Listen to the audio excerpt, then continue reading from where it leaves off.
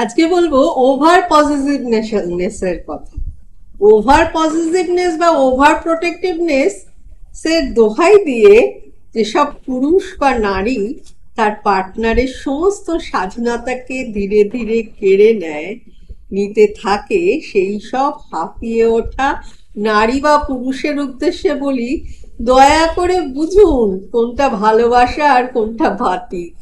প্রচন্ড ভালোবাসি তোমায় বা আমি পছন্দ করছি না বলা মানুষ কিন্তু স্লো পয়জনিং এর মতো আপনার সমস্ত ব্যক্তি সত্তাকে মেরে ফেলে।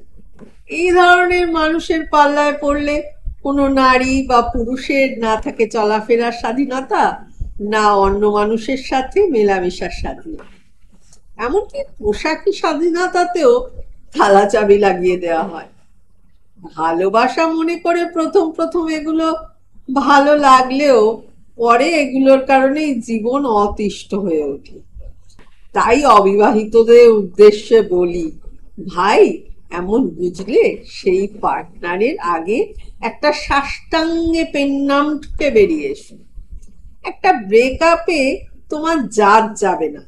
তবে বিবাহিতদের উদ্দেশ্যে বলবো, নিজের সুখ স্বাধীনতা এবং ভালো লাগার সপক্ষে দাঁড়াতে লাইফ পার্টনারের বিরুদ্ধে গিয়েই, কারণ খুব বাড়াবাড়ি না হলে বিয়ে তো ভাঙা যায় না, কিন্তু নিজের ব্যক্তি সত্তাকে বজায় রাখার জন্য নিজের ভালোটুকু বুঝে নিতে জেলখানাটাই পরিবার বা পার্টনারের বিরুদ্ধে যাওয়াই উচিত দরকার পড়লে।